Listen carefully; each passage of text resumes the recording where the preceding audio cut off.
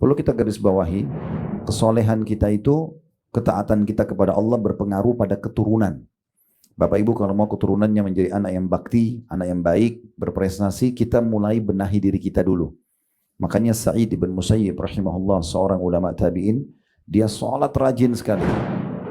Lalu dia berkata kepada anaknya, sungguh sholat yang aku kerjakan ini agar Allah selalu menjagamu.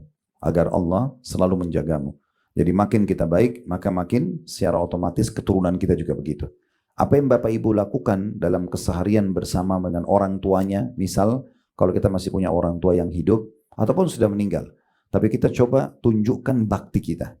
Kita selalu santun, ramah, memenuhi kebutuhan orang tua, pasti Allah kasih anak kita sama.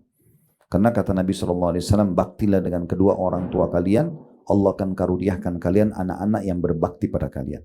Jagalah kesucian kemaluan kalian, jangan berzina, maka Allah juga akan jaga kesucian kemaluan pasangan kalian. Begitu dalam hadis dijelaskan gitu ya. Jadi memang untuk mendapatkan keturunan yang baik ini betul-betul harus memperhatikan banyak hal. Di antaranya adalah bagaimana kita melakukan hubungan biologis yang halal, yaitu pernikahan. Kemudian kita juga mengkonsumsi dan memberikan konsumsi pada anak-anak rezeki halal, jangan pernah masukkan ke tubuh mereka harta-harta haram, karena itu akan menyebabkan kedurhakaan dari anak-anak tersebut. Ya.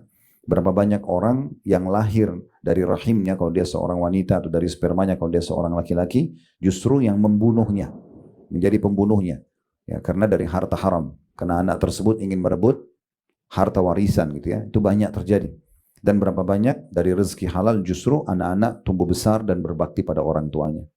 Kemudian juga kita jangan lupa untuk mengatur pendidikannya dengan baik. Pendidikan yang baik ini maksudnya betul-betul kita pilihkan pendidikan agama, selebihnya itu adalah tambahan. Jangan pernah dianggap remeh pendidikan agama karena itu pondasi dasarnya. Baru kemudian yang keempat, selalu kita doakan doa-doa yang baik. Yang terakhir yang kelima, kita jaga pergaulannya, kita mengawasinya.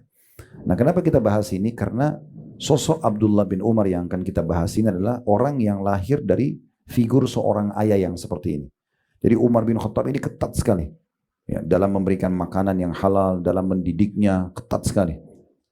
Sampai-sampai Umar bin Khattab masih juga memberikan masukan-masukan setelah Abdullah ini menjadi dewasa dan sudah menikah.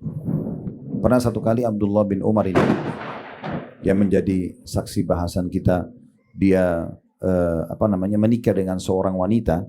Ternyata setelah menikah kualitas ibadahnya sedikit agak terganggu.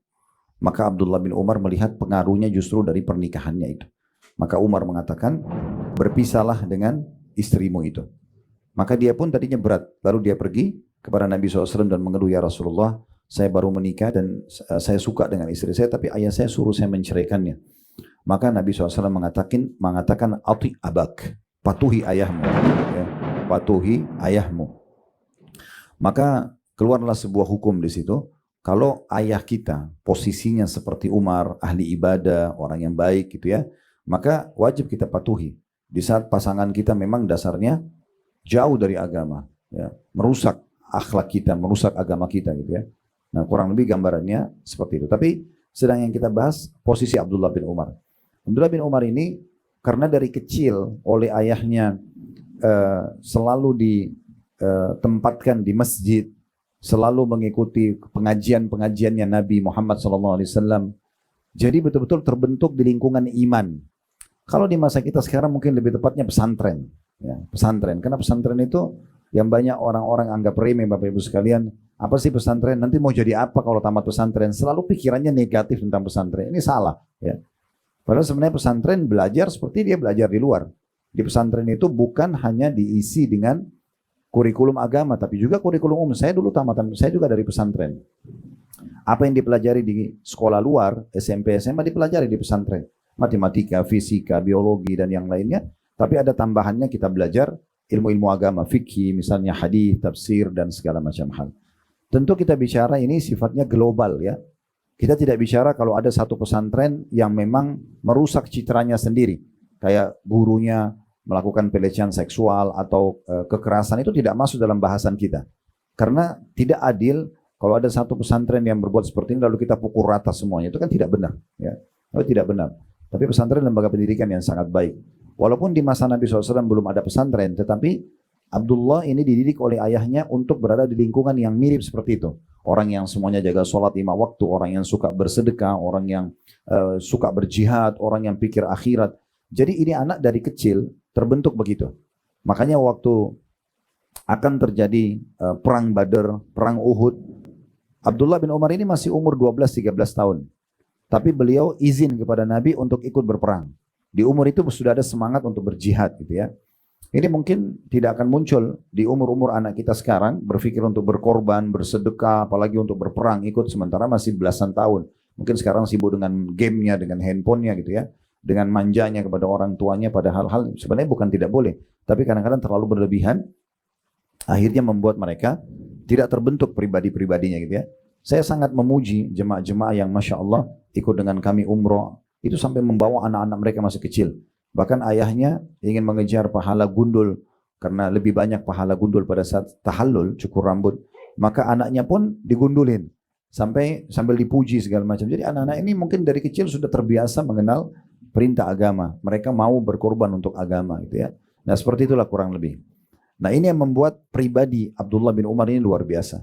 Dan Abdullah bin Umar ini dapat julukan di kalangan sahabat, Bapak Ibu sekalian, sahibu ta'assi. Apa itu sahibu ta'assi? Orang yang sangat fanatik dengan Nabi Muhammad SAW. Karena dari kecil ayahnya sama ibunya tanamkan, ini Rasulullah, ini ajaran agama yang benar. Jadi dia selalu itu ditanamkan. Sehingga dia betul-betul menjadi orang yang sangat fanatik. Apa saja yang Nabi SAW baru kerjakan, dia langsung kerjakan. Apa saja yang Nabi SAW pernah contohkan, maka dia selalu menjaga sampai dia wafat. Sampai dinukil sebuah kisah, Abdullah bin Umar radhiyallahu anhu, ini yang akan jadi tokoh bahasan kita tentang sedekahnya. Beliau pernah memimpin kafilah haji 70 kalau tidak salah, kafilah itu kayak kumpulan unta. Kalau kita sekarang grup haji gitu ya. Berangkat, di tengah jalan beliau berhenti. Lalu orang-orang semua pada melihat karena orang tahu ini adalah orang yang suka mencontohi Nabi gitu ya.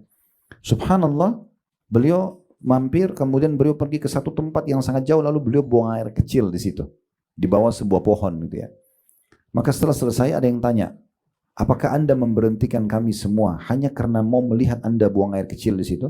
Apa jawabannya? Iya, benar karena itu. Bukan di sini maksud terlihat auratnya, bukannya. Dari jarak jauh kelihatan. Orang masa dulu kalau mau buang air kecil biasanya mencari tempat rimbunan. Itu beliau mengatakan, iya benar. Karena saya ingin menyampaikan kepada kalian, waktu saya sedang haji bersama Nabi Muhammad SAW, beliau mampir di sini, beliau kencing di situ. Saking maunya mencontohi dan menciplak semua apa yang Nabi Muhammad SAW lakukan.